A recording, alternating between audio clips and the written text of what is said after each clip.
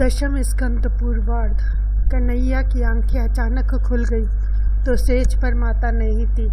वह उसे इधर उधर ढूंढने लगा। उसने माता को बाहर आंगन में रोते हुए पाया। वह माता के पास बैठ गया और माता के गले में हाथ डालकर उसके आंसू पोंछते हुए रोने का कारण पूछने लगा। तू क्यों रोती है?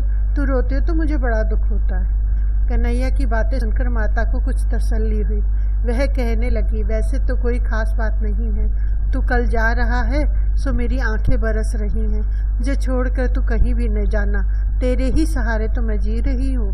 कन्हैया माता को आश्वासन देने लगा। क्यों चिंता करती है तू?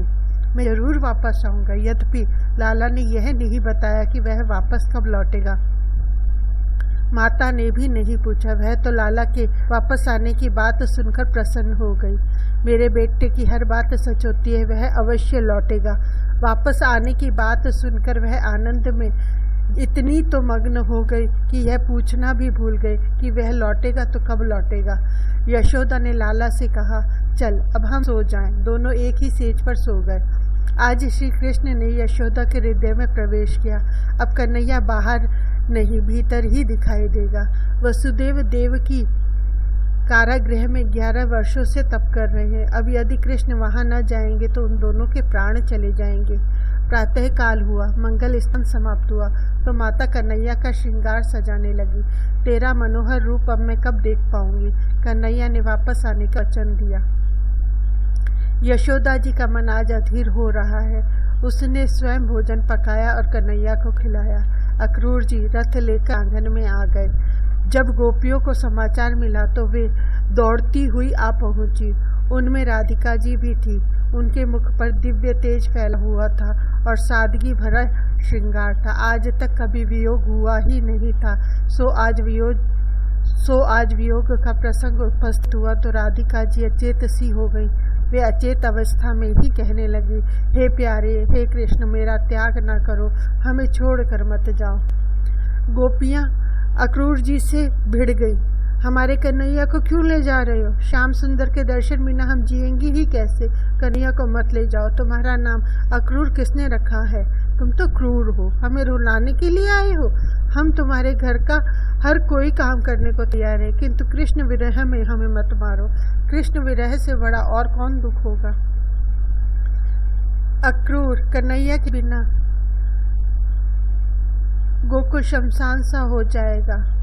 चाहे बलराम को तुम ले जाओ, किंतु कन्हैया को हमसे मत छीनो। मथुरा की पढ़ी लिखी नारियां कृष्ण की ऐसी सेवा करेंगी कि वह हमें भूल जाएगा। वे तो चतुरा हैं और हम अनपढ़। वे न जाने कन्हैया को क्या क्या उल्टा सीधा पढ़ाकर वहीं रोक लेंगे। हमारे भाग ही फूटे हुए हैं। गोपियां विलाप कर रही हैं। हे विधाता, तू भी कैसा निर्दय है। जीवों से परस्पर स्नेह कराता है और तुरंत अलग करके विरह अग्नि में जलाता है। अपने कन्हैया के बिना हमें कैसे जिया जाएगा?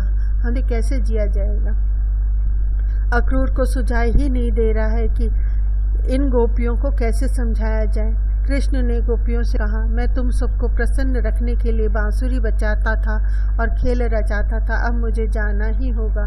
कृष्ण ने मूर्छित राधा जी को देखा तो उनके पास जाकर कान में कहने लगे, राधे, पृथ्वी पर असुर बहुत बढ़ गए हैं। उन पापी राक्षसों का नाश करके पृथ्वी का बोझ हल्का करना है। आज तक तेरे साथ प्रेम से नाचता खेलता रहा, अब जगत को नचाने जा रहा हूँ। मैं तुम सबके साथ ही नाच सकता हूँ, औरों के साथ नहीं। सखियों, मैं जा तो रहा हूँ, किंतु मेरे प्राण तो यहाँ तुम्हारे पास ही रहेंगे। मैं अपने प्राण तुम्हारे हृदय में रख कर जा रहा हूँ। मेरे प्राणों की रक्षा के लिए तुम अपने प्राण की रक्षा करना। राधे, मैं आज तक तो तेरे समीप ही था, अब कुछ दूर जा रहा हूँ, किंतु हम तो अभिन्न हैं। लीला के हेतु ही हमने अलग अलग शरीर धारण किए हैं। मुझे अपने प्राणों से भी यह बांसुरी अधिक प्यारी है। तू जब भी यह बांसुरी बजाएगी मैं दौड़ा हुआ चला आऊँगा। गोपी कन्हैया, विरह अग्नि में हमें मत जलाना, हमें कहीं भूल न जाना। बाहर के पानी से नहीं, आंखों से बरसते प्रेम आश्रु से ही मन धोया जा सकता है। गोपियाँ रो रही हैं, कृष्ण उन्हें धीरज बंधा रहे हैं। मेरे मंगलमय प्रयाण के समय रोने से अपशकुन होंगे। मैं अवश्य लौटूंगा। गोपियों का रुदन कुछ कम हुआ तो कृष्ण और बलराम नंद जी के साथ रथ आरूढ़ हुए। रथ चलने लगा तो गोपियां भी पीछे पीछे चलने लगी। कन्हैया के मना करने पर आंसू रुक तो गए थे, किंतु फिर बह निकले। न जाने कन्हैया अब कब लौटेगा, न जाने कब दर्शन होंगे फिर उसके। वे बड़े जोरों से रोने लगी। विसृण्य लज्जम रुरुदु स्म स्वरम गोविंदम दामोदर माधवेति। कैसी थी वे गोपियाँ? कृष्ण विष्कत मानसहा, श्री कृष्ण से ही मन लगा हुआ था। हे गोविंद, हे माधव, इस गोकुल को मत उजाड़ो नाथ, इस गोकुल को अनाथ न करो, हमको भूल न जाना। एक गोपी कह रही है, नाथ तुम्हारा दर्शन किए बिना पानी तक न पीने का मेरा नियम था, मेरे यहाँ कुछ क्षणों के लिए भी आते रहना। सारा गांव रो रहा था, अक्रूर जी भी द्रवित हो गए। ग्रामजनों का कृष्ण प्रेम और कृष्ण विरह का दुख देखकर अक्रूर की आंखें भी आंसू बहाने लगी। गायें भी रो रही थी।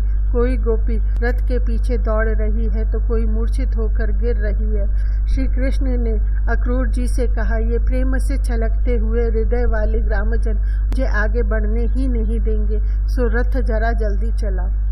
अधीरता से यशोदा रथ के पीछे दौड़ने लगी। प्रभु ने दौड़ती हुई माता को देखा तो रथ रुकवाया। माता ने पुत्र की नज़र उतारी, आरती की, बेटे तेरे जाने से मुझे बड़ा दुख हो रहा है।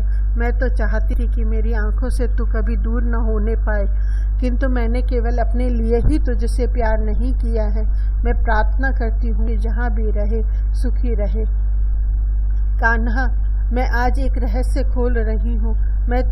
तू मुझे माँ कहता है, मैं तुझे बेटा कहती हूँ, किंतु तू मेरा पुत्र नहीं है, तू तो देवकी का पुत्र है।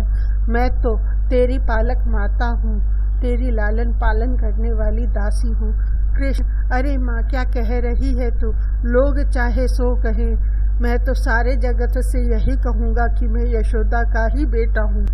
यशोदा बेटे, मथुरा में तू यह भूल जाना कि तुझे मैंने कभी मूसल से बांधा था। कन्हैया, मैं सब कुछ भूल सकता हूँ, किंतु तेरे बंधनों को कैसे भूल जाऊँ? मैं मात्र तुझसे ही बंध पाया हूँ। यशोदा, तू कहीं मुझे भूल तो नहीं जाएगा ना? मुझे मिलने के लिए आएगा ना? कन्हैया, अवश्य आऊँगा। तू अपने शरीर और हमारी गायों को पूरी देखभाल करना। माता, तू जहाँ भी रहे सुखी रहे, यही मेरे आशीर्वाद है। रथ आगे बढ़ने लगा। गोपियाँ पीछे दौड़ने लगी। उन्होंने कन्हैया की आरती उतारनी चाहिए तो रथ फिर से रोका गया। श्री कृष्ण गोपियों से कहने लगे, दुष्टों की हत्या, दैत्यों का संहार तो मेरे जन्म का गौण प्रयोजन है। मेरे अवतार का मुख्य प्रयोजन तो है गोकुल में प्रेम लीला करना। मेरा एक स्वरूप यहाँ तुम्हारे पास रहेगा और दूसरा स्वरूप मथुरा में। पहले मात्र यशोदा के घर ही अंक कन्हैया था, अब हर गोपी के घर में एक कृष्ण है। कृष्ण ने सभी गोपियों के हृदय में प्रवेश किया है। महाप्रभु जी कहते हैं कि यह अंतरंग का संयोग है और बहिरंग का वियोग। प्रत्येक गोपी अनुभव कर रही है कि श्री कृष्ण उनके पास ही बसे हुए और मथुरा नहीं गए हैं। श्री कृष्ण को लेकर रथ चला गया। गोपियाँ चित्र लिखित सी खड़ी रह गई। कन्हैया ने गोकुल का त्याग नहीं किया है, वह तो हर एक गोपी के हृदय में बसा हुआ है। भगवान ने वचन दिया था, वृंदावनम परित्यज्य पादमेक न गच्छति। वियोग के बिना तन्मयता आ नहीं सकती, बिना वियोग के ध्यान में एकाग्रता नहीं आ पाती और साक्षात्कार नहीं होता। ब्रिजवासी को अपने विरह के सहारे तनय बनाने के हेतु से ही भगवान मथुरा गए। वियोग से, विरह से प्रेम पुष्ट बनता है। इसलिए श्री कृष्ण ने गोपियों का इस वियोग रूपी विशिष्ट योग का ध्यान दिया। गोपियों की दशा भी देखिए। श्याम बिनु ब्रज सुनो लागे, श्याम बिनु ब्रज सुनो लागे। सूनी कुंज तीर जमुना की, सब सुनो लागे। तीर जमुना की सब सुनो लागे। श्याम बिना चैन न आवे, श्याम बिनु चैन न आवे। रथ बढ़ता हुआ यमुना किनारे आया। अक्रूर जी स्नान अर्थ जल में उतरे तो जल में श्री कृष्ण और बलराम के दर्शन हुए। बाहर आकर देखा तो दोनों को रथ में बैठा हुआ पाया। बार बार ऐसा अनुभव हुआ, अक्रूर को भगवान नारायण के दर्शन हुए। कुछ वैष्णवों का मानना है कि मथुरा की ओर जाते समय श्री कृष्ण ने यमुना जी में स्नान किया और नारायण का रूप लेकर प्रकट हुए, अर्थात श्री कृष्ण स्वयं वृंदावन वापस आए और उनका नारायण स्वरूप लीला करने के लिए मथुरा गया। वैसे तो श्री कृष्ण और नारायण दोनों एक ही हैं, जो भेद है वह तो उपासना के हेतु है। अक्रूर जी ने यमुना में स्नान करके परमात्मा की स्तुति की। रथ मथुरा की सीमा पर आया तो श्री कृष्ण ने अक्रूर जी से कहा, चाचा जी आप आगे बढ़िए, हम यहीं उद्यान में विश्राम करेंगे। जिस नगरी में कंस हो वहाँ श्री कृष्ण कैसे रह सकते हैं? यदि वे अंदर जाएं तो कंस का नाश हो जाए। प्रकाश और अंधकार एक साथ कैसे रह सकते हैं? विषय आनंद और ब्रह्म आनंद एक साथ नहीं रह सकते। मथुरा मानव काया में श्री कृष्ण ब्रह्म और कंस काम एक साथ कैसे रह सकते हैं? जैसा काम वहाँ राम नहीं, जहाँ राम वहाँ नहीं काम। तुलसी दोनों ना रहे, रवि रजनी एक ठाम। यशोदा जी ने दही दूध और अन्य खाद्य सामग्री जिनको दी थी, अब भोजन करने बैठे तो ब्रजवासी गोपियां, गाय और यशोदा आदि याद आ गए, हाथ रुक गए। नंद जी ने यह देखा तो कारण पूछा। कन्हैया ने कहा, मेरी सखिया और माताजी मेरे वियोग के कारण भूखे होंगे, मैं खाऊं तो कैसे खाऊं? प्रभु के साथ ऐसा तो प्रेम करो कि वे तुम्हें याद करें। जब तक प्रभु की यादों में तुम बस नहीं जाओगे, तुम्हारी भक्ति अधूरी ही रहेगी। जब तक वे याद नहीं करते, जीव का बंधन बना रहता है। भक्ति ऐसी करो कि भगवान को तुम्हारे बिना चैन न आए। यशोदा जी और गायों का प्रेम ऐसा तो गाढ़ा था कि कृष्ण वियोग में वे खा पी ही भी न सके। संध्या आई तो दोनों भाई मथुरा देखने चले। महाद्वार में से प्रवेश किया। आदत के कारण गोकुल के बालक कन्हैया के साथ चलते हुए उसकी जय पुकारने लगे। मथुरा की नारियों ने भी सुना। शुकदेव जी वर्णन नहीं करते, मानो प्रत्यक्ष देख रहे हैं। जिस लीला की कथा का प्रसंग चल रहा हो, उसका यदि प्रत्यक्ष अनुभव करने की कल्पना की जाए तो वक्ता और श्रोता को बड़ा आनंद आएगा। स्तनपान करती हुई एक माता बालक को वहीं छोड़ कृष्ण के दर्शनार्थ दौड़ निकली। अपना बालक तो घर में ही रहने वाला है, किंतु कृष्ण के दर्शन फिर शायद ना हो सके तो। इसी प्रकार नगर के छोटे बड़े सभी अपना कामकाज छोड़कर श्री कृष्ण के दर्शन के लिए दौड़ चले। भगवान के दर्शन के लिए वैसी ही लगन होनी चाहिए। आतुरता के बिना दर्शन हो नहीं पाते। दर्शन में लीन हो जाने से बड़ा आनंद आता है। ऐसी व्याकुलता, आतुरता, लगन होगी तो ईश्वर दर्शन करने की कृपा करेंगे। मथुरा की स्त्रियां श्री कृष्ण के दर्शन करती हुई आपस में बातें करने लगी। रास्ते में राजा कंस का धोबी मिला तो राजा के कपड़े लेके जा रहा था। यह वही धोबी था जिसने राम अवतार में जानकी माता की निंदा की थी। निंदा और नरक एक से हैं, किसी की निंदा कभी न करो। श्री कृष्ण ने उस धोबी से कुछ वस्त्र मांगे। वह मूर्ख धोबी अकड़ से कहने लगा, यह तेरा गंवार गांव नहीं, नगर है नगर। ये वस्त्र तो राजा के हैं। तूने तो क्या, तेरे बाप दादों ने भी ऐसी कीमती कपड़े कभी देखे हैं? ज्यादा गड़बड़ करेगा तो राजा के सिपाहियों के हवाले कर दूंगा। बचना है तो भाग जाओ इधर से। धोबी की धृष्टता बलराम से सही नहीं गई। कन्हैया लगता है इस धोबी की मृत्यु मंडरा रही है, लगा दे एक झापड़ इसे। कन्हैया ने पल भर में उसका मस्तक उड़ा दिया। धोबी की ऐसी दशा देखी तो धोबी के साथी कपड़ों की गठरियां वहीं छोड़कर भाग निकले। ईश्वर पापी इंद्रियों को दंड देते हैं। अंतकाल में वही पापी इंद्रिय बड़ी दुखी हो जाती है। वाणी से पाप करने पर वाघ देवी अंतकाल में रूठ जाती है। वैसे पापी का बोलना बंद हो जाता है। धोबी ने मुख से निंदा की तो भगवान ने उसके मुख पर चांटा जड़ दिया। ईश्वर सरल जीव के साथ सरल है और कुटिल के साथ कुटिल। जिसका मन पवित्र नहीं होता उसे अंत काल में बड़ी मनोव्यथा होती है। कन्हैया तो चोरी का आदी था। उसने अपने गोप मित्रों से उन गठरियों के कपड़े लेने को कहा। बालक कुछ डर रहे थे तो कन्हैया ने स्वयं कपड़े बांट दिए। जिसे जो कपड़ा दिया वह उसी के नाप का निकला। बालक तो आनंद से नाच उठे।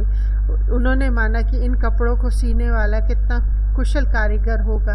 वैसे तो ऐसा दर्जी कभी हुआ ही नहीं है।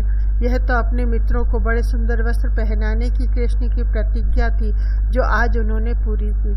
गरीब बाल तो अच्छे अच्छे कपड़े पाकर खुश हो गए। वे कन्हैया से कहने लगे, ऐसे अच्छे वस्त्रों के कारण हमारा झटपट ब्याह हो जाएगा। हमारे ब्याह में तू भी आएगा ना? कन्हैया ने कहा, हाँ जरूर आऊँगा। ऐसी भावना करो कि तुम कृष्ण के हो और वे तुम्हारे हैं। श्री कृष्ण ने अपने गरीब मित्रों को वस्त्र पहनाए और बाद में स्वयं पहने। उनकी प्रतिज्ञा आज पूरी हुई। पहले वे बिना सिले हुए कपड़े पीताम्बर और कमली पहनते थे। राम और कृष्ण ने आदर्श मित्र प्रेम के दृष्टांत जगत के समक्ष रखे हैं। मार्ग में सुदामा मिला जिसने उनको माला पहनाई। कृष्ण के साथियों को भी माला पहनाई। आगे बढ़े तो कंस की दासी कुब्जा मिली। उसके 3 अंग बेढंगे थे। वह चंदन पात्र लेकर जा रही थी। उसने प्रभु का चंदन दिया तो वे प्रसन्न हुए। प्रभु ने सोचा, जिस कुब्जा ने मुझे चंदन देकर मेरी शोभा बढ़ाई है तो मैं भी उसकी शोभा बढ़ा दूँ। सभी अंग अच्छे हो गए और वह सुंदर बन गई। चंदन और वंदन मनुष्य को नम्र बनाते हैं। जिस कुब्जा प्रसंग में एक रहस्य है। हमारी बुद्धि ही कुब्जा है जो काम क्रोध और लोभ से वक्र हो गई है। प्रभु की पूजा इन तीनों दोषों को नष्ट करके बुद्धि को शुद्ध करती है। बुद्धि यदि कंस काम की सेवा करेगी तो विकृत हो जाएगी। बुद्धि ईश्वर के सन्मुख आकर सरल बन सकती है। यदि ऐसा नहीं हुआ तो 5 विषय जीव को सताते रहते हैं। कंस की सेवा करने वाली बुद्धि भ्रष्ट वक्र होगी और कृष्ण की सेवा करने वाली सरल। विषयों का चिंतन करने से बुद्धि वक्र होगी। जिसकी बुद्धि वक्र हो उसका मन भी वैसा ही हो जाएगा। विकृत मन वाले की आंखें भी दूषित ही हो जाएंगी। जिसकी आंखें दूषित हो उसका जीवन भी तो दूषित होगा। मथुरा के बनियाओं ने सुना कि इन 2 लड़कों ने धोबी को मारा और कुब्जा की काया पलट करी तो उन्होंने सोचा कि ये दोनों पराक्रमी हैं। हो सकता है कि ये मथुरा के राजा बन जाएं। सो उनको उनका आज से आदर सत्कार करना चाहिए। समय आने पर उनसे कुछ काम करवाना भी पड़े। अगम बुद्धि बनिया थोड़ा सा देकर ज्यादा लेने की आशा रखे और प्रयत्न करे वही बनिया है। कम लेकर अधिक दे वह संत और ब्राह्मण थोड़ी सी दक्षिणा मिलने पर भी आशीर्वाद देते हैं कि आयुष्मान भव लक्ष्मीवान भव। तो उन बनियों ने आज सेवा करके कल लाभ पाने की बात सोच ली। उन्होंने कृष्ण को कुछ पान सुपारी देते हुए कहा, ये सब आपका ही है, दुकान आपकी ही है। बनिया बोलने में बड़ा मीठा होता है किंतु बिल बनाते समय धन बटोरते समय कुछ और ही हो जाता है। वह अपने को बुद्धिमान मानता है। धन कमाने में ही बुद्धि का उपयोग करने वाला बुद्धिमान कैसे कहा जाएगा? अपनी बुद्धि का उपयोग जो व्यक्ति प्रभु की प्राप्ति के लिए करे वही बुद्धिमान है। उन बनियों ने भगवान को और कुछ भी नहीं दिया। भागवत में लिखा है, वज्रानुमार्गे वणिक पथे तांबुल गंथे। उन्होंने केवल पान और फूल माला ही प्रभु को दी। फिर भी कृष्ण तो भगवान थे। वे ऐसे स्वागत से भी प्रसन्न हुए। उन्होंने मेरा ऐसा भी स्वागत तो किया ही है ना। तो उन्होंने बनियों से वर मांगने को कहा। बनिए प्रभु, हम चाहते हैं कि लक्ष्मी जी हमेशा हमारे घरों ही में वास करे और किसी औरों के घर न जाएं। श्री कृष्ण, क्या तुम लोगों को ज्ञान भक्ति सदाचार वैराग्य की कोई आवश्यकता नहीं है? बनिए, अजी उन चीज़ों से हमें क्या लेना देना है, हमें तो बस धन चाहिए, फिर वह कैसे भी मिले और कहाँ से भी मिले। भगवान मथुरा पधारे तो बनियों ने पान सुपारी से स्वागत किया किंतु ब्राह्मण अकड़ कर स्वागत करने नहीं गए। तो लक्ष्मी जी ने सोचा कैसी भी हो किंतु बनियों ने मेरे पति की सेवा की है और ब्राह्मणों ने तो कुछ नहीं किया है। अतः लक्ष्मी जी बनियों के घर गई किंतु ब्राह्मणों के घर न गई। लोग मानते हैं कि संपत्ति आई तो सारे सुख आ गए किंतु ऐसा सोचना ठीक नहीं है। संस्कारी बनने का प्रयत्न करो। भगवान बनियों की दुकान पर ही थे कि इतने कुछ खरीदार आए। भगवान बनियों की दुकान पर ही थे कि इतने में कुछ खरीदार आए तो बनिए उनसे मोल तोल में लग गए। भगवान ने उनसे धनुष याग का मार्ग पूछा तो कहने लगे, अजी हम इन गिराकों से कारोबार करिए या तुमसे ही बातें करते रहे, जाओ आगे किसी से रास्ता पूछ लेना। कितने स्वार्थी है ये बनिए, लक्ष्मी मिली नहीं कि लक्ष्मीपति को ही भूल गए। भागवत मृत्यु सुधारती ऐसा न मानो तो तक्षक नाग केवल परीक्षित को ही काटने आया था। तक्षक नाग काल सभी को किसी न किसी दिन काटेगा। तक्षक नाग काल नोटिस देकर आता है, शिरकेश सफेद होने लगे, दांत गिरने लगे तो मान लो कि तक्षक का नोटिस आ पहुंची है। काल की सूचना ध्यान में लेनी चाहिए और सब कुछ छोड़कर भगवान की भक्ति में लग जाना चाहिए। यज्ञ का आरंभ हुए 4 दिन समाप्त होकर आज 5वां दिन आया है। यदि आज का दिन निर्विघ्न समाप्त हो जाए तो कंस का कोई कुछ भी बिगाड़ नहीं सकेगा। इधर धनुष याग का स्थान ढूंढते पूछते कृष्ण बलराम आ पहुँचे।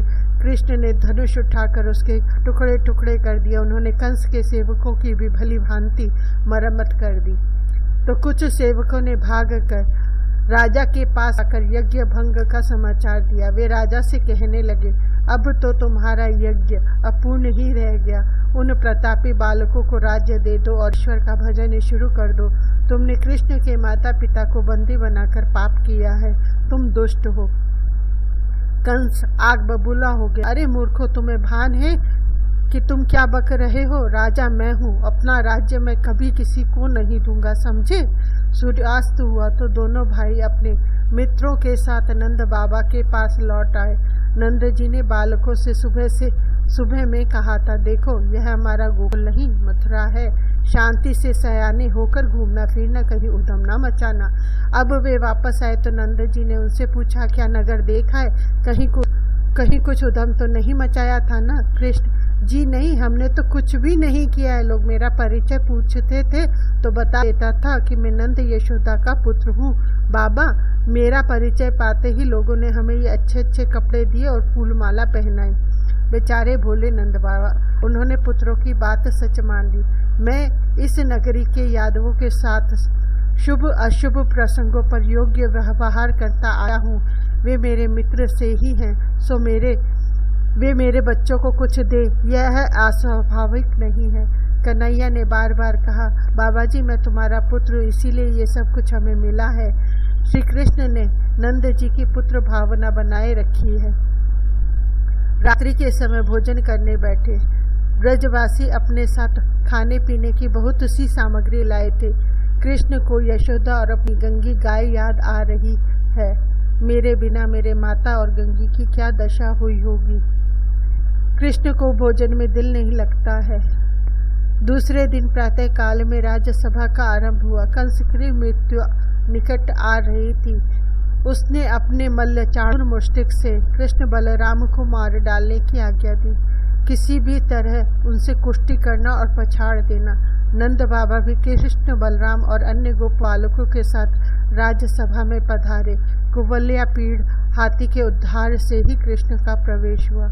ये मथुरा के राजा बन जाए सो उनको आज से आदर सत्कार करना चाहिए। समय आने पर उनसे कुछ काम करवाना भी पड़े। अगम बुद्धि बनिया थोड़ा सा लेकर ज्यादा लेने की आशा करे और प्रयत्न करे, वही बनिया है। कम लेकर अधिक दे वह संत और ब्राह्मण थोड़ी सी दक्षिणा मिलने पर भी आशीर्वाद देते हैं कि आयुष्मान भव, लक्ष्मीमान भव। रंग भूमि पर श्री कृष्ण पधारे। मल्लों को वे व्रज से, सामान्य पुरुषों को सररत्न से, स्त्रियों को मूर्तिमंत कामदेव से, गोपालकों को स्वजन से, राजाओं को शासक से, वृद्धों को बालक से, कंस को काल से, अज्ञानी को विराट से, योगियों को परम तत्व से और यादवों को परम देव से लगे। कृष्ण का दर्शन करके सभी लोगों ने अपने अपने भाव अनुसार रौद्र अद्भुत श्रृंगार, हास्य, वीर, वात्सल्य, भयानक, विभत्स, शांत तथा प्रेम भक्ति रस का अनुभव किया। जिस व्यक्ति की जैसी भावना थी उसी का उसी रूप में भगवान दिखाई दिए। जब रामचंद्र जी राजा जनक की राजसभा में पधारे थे तब भी वैसा ही हुआ था। जिनकी रही भावना जैसी, प्रभु मूरति तिन देखी तैसी। चाणूर और मुष्टिक तो मधुरपान करके लड़ने के लिए तैयार ही बैठे हुए थे। श्री कृष्ण और बलराम राजसभा में पधारे तो उन मल्लों ने ललकारते हुए कहा, अरे बालकों, आओ हम कुश्ती करें। महाराज कुश्ती के बड़े कुछ शौकीन हैं, जो जीतेगा उसे महाराज इनाम देंगे। कृष्ण, अच्छा, राजा को प्रसन्न करना हमारा कर्तव्य है, किंतु हम तो ठहरे बालक, हम तुम कैसे करेंगे? मदिरापान से उन्मत्त चाणूर बोला, अरे तू बालक है ही नहीं, तू तो बड़ा हो गया है, तूने तो बड़े बड़े राक्षसों को मार डाला है। और उसने कृष्ण का हाथ पकड़कर घसीटने का प्रयत्न किया। कृष्ण, यह तो अधर्म का युद्ध होगा। चाणूर, लड़ने में धर्म क्या और अधर्म क्या? कृष्ण, यदि तुझे लड़ना ही है तो मैं कुछ डरने वाला नहीं हूँ। मेरी माता ने दूध माखन खिलाकर मुझे भी रिष्ट पुष्ट बनाया है। तो कंस चाणूर के साथ कृष्ण की और मुष्टिक के साथ बलराम की कुश्ती शुरू हो गई। कंस के सेवक मल्लों को प्रोत्साहित करने के लिए नगाड़े बजाने लगे। संसार अखाड़ा है, काम चाणूर है और क्रोध मुष्टिक। संसार रूपी अखाड़े में क्रोध रूपी मल्लों से हमें लड़ना है। वे अनादि काल से जीव को पछाड़ते आए हैं। यदि सावधानी से काम लोगे तो काम क्रोध को मार सकोगे, अन्यथा वे ही तुम्हें पछाड़ देंगे। मनुष्य का अवतार ही काम क्रोध पर विजय पाने के लिए है। कुश्ती शुरू हुई तो नंद बाबा घबराने लगे, ये मल्ल मेरे छोटे से बच्चों को मार डालेंगे। श्री कृष्ण तो परमात्मा है, किंतु नंद जी के लिए तो वे बालक ही थे। नंद बाबा ने आंखें मूंद कर नंदेश्वर महादेव की मन्नत मांगी, यदि आप में कन्हैया बलराम की रक्षा करेंगे तो 11 मन लड्डू चढ़ाऊंगा। फिर उनको ध्यान आया कि कुश्ती के स्वामी तो हनुमान जी है, सो उन्होंने हनुमान जी की भी वैसी ही मन्नत मानी, मेरे बालकों की रक्षा करो। जय जय जय हनुमान गोसाई, कृपा करो गुरुदेव की नाई।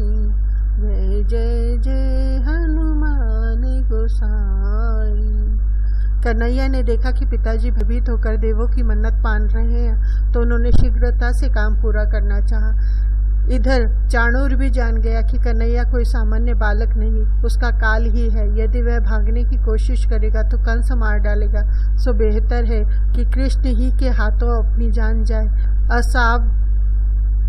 असावध को काम मार सकता है, सावध को नहीं। श्री कृष्ण ने चाणूर को मार डाला और बलराम ने मुष्टिक को। उधर कंस के सेवक तो आंखें मूंद कर नगाड़े बजाते जा रहे थे, तो कंस ने गुर्रा कर कहा, अरे मूर्खों, मल्ल मेरे मर गए फिर भी तुम नगाड़े बजा रहे हो, बंद करो यह हंगामा। नगाड़ों का शोर बंद हो गया। कंस की मृत्यु निकट आ रही थी, उसे सन्निपात हो गया। वह उल जुलूल बकने लगा, इन लड़कों को मार डालो, नंद जी को बंदी बना दो, वसुदेव का वध कर दो। भगवान ने अनुग्रह शक्ति से कुब्जा का और निग्रह शक्ति से चाणूर का उद्धार किया। श्री कृष्ण ने कंस के बालों को पकड़कर कहा, कंस, मैं ही हूँ देवकी का 8वां पुत्र, तेरा काल। कृष्ण ने उसे इस तरह झंझोड़कर भूमि पर पटक दिया कि उसके प्राण निकल गए। कंस वध से सभी को प्रसन्नता हुई, किंतु उसकी रानियों को दुख हुआ, तो कन्हैया मामियों के पास आकर रोने का नाटक करने लगा। मैं 11 वर्षों में पहली बार मिलने आया तो मामा जी तो हमें छोड़कर चल बसे। ओ मामा रे मामी, कन्हैया तू मत रो, जो होना था सो हो गया। वे बाल हत्याओं के पाप के कारण ही मर गए, तेरा कोई दोष नहीं है। श्री कृष्ण परमात्मा है, परमात्मा निर्दोष है, वे किसी को मारते नहीं, तारते मुक्त करते हैं, वे सभी को आनंद देते हैं। रामायण में मंदोदरी ने भी श्री राम को निर्दोष बताकर रावण को ही दोषी ठहराया है। रावण उसके अपने पापों के कारण ही मरा था। ऊपर की कथा का रहस्य भी देख लीजिए। कवल्या पीढ़ाती अर्थात दर्प मद मोह को श्री कृष्ण ने मारा। चाणूर अर्थात काम को परब्रह्म कृष्ण ने मारा। मुष्टिक अर्थात क्रोध, उसको बलराम शब्द ब्रह्म नाद ब्रह्म ने मारा।